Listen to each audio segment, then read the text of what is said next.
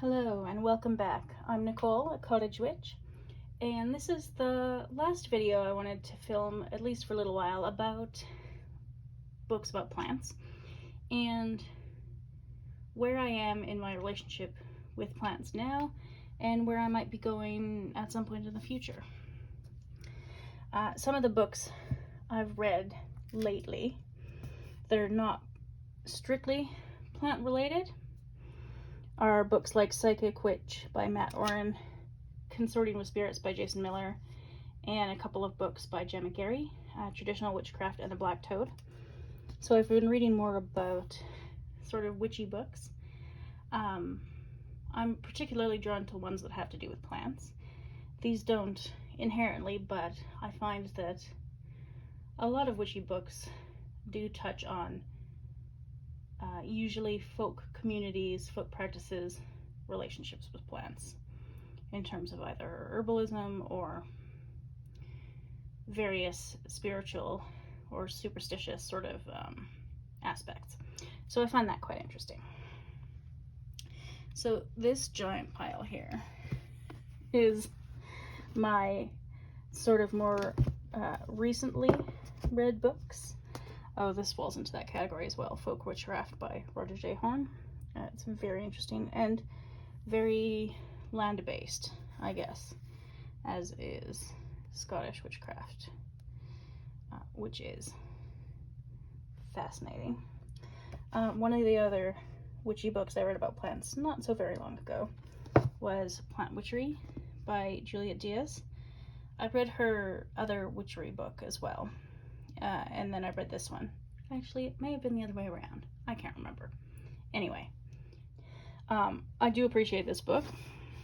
She comes from a very different background to me. Do they have a bio over in here? Yeah, they do. So she identifies as a Bruja. She's Indigenous Taino, Cabana. And so she has a very different or distinct relationship with plants, some of which I've marked to reread, so I'll read parts of this. And her views, even before going through all the plants, are largely to do with communicating with plants, what we can learn from the plants, considering plants basically in a different way as beings that have things to teach us. So that's pretty interesting. I also have read, now this is the daughter of, where did I put that book? Plants Have So Much to Give Us, All We Have to Do Is Ask. This is the daughter of the woman who wrote that book, and she now teaches, what does she teach? Anishinaabe culture or something? Where's her? At some university in, I think, Wisconsin, or thereabouts. It's a very academic book, so it was a bit difficult to get through. But it is useful. It's about decolonizing botanical Anishinaabe teachings. So I found it very interesting, but a bit challenging, a bit of a slog, that one. A useful slog, a beneficial one, but a bit of a slog all the same. Another one of the books that I've read that I really only glance through from time to time is Cunningham's Encyclopedia of Magical Herbs, which is a classic, but is also just one person's opinion, albeit a very influential person's opinion about different plants. And so I don't use this book very often, but it's interesting to have as a sort of historical reference sort of book. One of the other books, well, I've read a lot of books by Indigenous authors lately. One of my favorites is Indigenous Rights by Chelsea Vowel, because what I found is that, for me anyway, I can't separate learning about the land from learning about Indigenous people, because they're connected to the land, but also the land and the theft of the land by the Canadian government is just connected to everything to do with the land and to do with their lives today. And so this book is amazing. It's a bestseller for a reason. It's so well written, just the right amount of sarcasm. It's a very good book. I've marked many pages and should probably reread it at some point. And this is Canadian specific, but it's goes over a lot of different issues that she faces as an Indigenous woman and that other people that she knows face, and different myths that people still hold, the violence of the Canadian state, on Indigenous people, and then land, learning law, and treaties. So treaties are very tied up with land as well. And so if I'm learning about a plant, especially if I'm learning about Indigenous uses for a plant, I find it difficult to learn about that in isolation, because it just feels like it's so connected to everything else about their experiences over the last several hundred years. So this is an excellent book. Absolutely brilliantly written. And yeah, I'm a big fan of this one. And then what else have I got here? What I've been reading lately. I never thought I would end up on a sort of animist path, but here we are. So I've been reading books about, well, Plant Spirit Medicine by Eliot Cowan it's an older book, so it's not without its issues, but it's sort of a classic, I guess, now in that field. And Journeys with Plant Spirits by Emma Farrell. I'm always a little skeptical of people who call themselves shamanic, because there's some cultural appropriation that goes along with that particular word. But she focuses mostly on traditions in the British Isles. And even then, the colonization of Celtic people is not without its issues. And so that's one of the books that I've read. And this one I'm currently reading, Conversations with Plants, The Path Back to Nature. This book is impossible to categorize for me, because, I mean, she talks about different parts of the plants, some of the chemical components of the plants, plant families, gardening as metaphor, different energetics, both traditional in other areas of the world like China, but also Western, what used to be Western energetics that have been not particularly used, at least not as nearly as much as Ayurveda and traditional Chinese medicine. Sustainability comes up a fair bit. She talks about making different things. So this mead recipe is one I've got going right now. Herbal baths,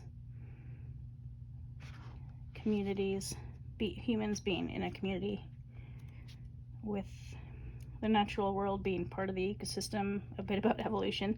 Like, there's just such a wide variety of information in here, which I find interesting. Other people might find it a bit confusing or scattered or something, but I think it does all come together in a way. I'm only not quite halfway through, but it's very interesting so far. And so I've been thinking more lately about how people have communicated with plants in the past, how I might communicate with plants. I've made some plant selves and things for this purpose, and yeah, it's been the interesting recent end of my journey with plants, so that's where I'm at the moment. The other thing I'm doing currently, this is heavy, is taking a practical herbalism certificate from the Wild Rose College, which is based in, used to be based in Alberta. It's now based in BC, so it is Canadian. One of the books they recommend is Botany in a Day for Plant Identification, which is brilliant, but so packed with information that I'm going to have to continue to study this for quite some time. But basically, you do get some visualizations, but then you get information about the family, key things to look for, subfamilies, and so on. And it is it's an overview, but it's a thorough overview. And I've been finding it really helpful. Because so far I've just been identifying plants by sort of repeated exposure of looking up, oh, I wonder what that plant is. Oh, that one, I've looked that up before. So that's been my method so far. But this one uses more visual patterns, which I'm a fan of. So I've been studying this one. And then the Wild Rose College produces a whole bunch of textbooks that are like these spiral bound ones. You can just read them online, but I cannot spend quite this much time on a screen. So I've gotten, at least some of them I've gotten printed. I mean, they print them for you and ship them to you spiral bound. But so this is the class I'm taking within the Practical Herbalism Certificate at the moment, called Western Materia Medica. And it starts with a bit of the history, but then you study plants based on... It's a bit difficult because in herbalism you don't really focus on such specific things as you do in traditional Western medicine. You focus more on the health of the overall being, and so it's a bit difficult to narrow it down, but the way they've divided it up is by system. So it wouldn't just be for a cough, for example. It would be what helps the overall health of your entire respiratory system. I mean, there are some plants that can help with just a straight up cough. But if you have a cough, your whole respiratory system might also just need a little bit of help. And so the idea is that this one is grouped by system, and it focuses on about half a dozen plants for each system. And then, so St. John's wort here, which I can't use because of some of the medication I'm on, but it's beneficial to a lot of people. So it talks about the family, some of the history of the plant, some of the folklore of the plant, which I appreciate, some of the studies about it. So again, it's combining folklore and some of the science.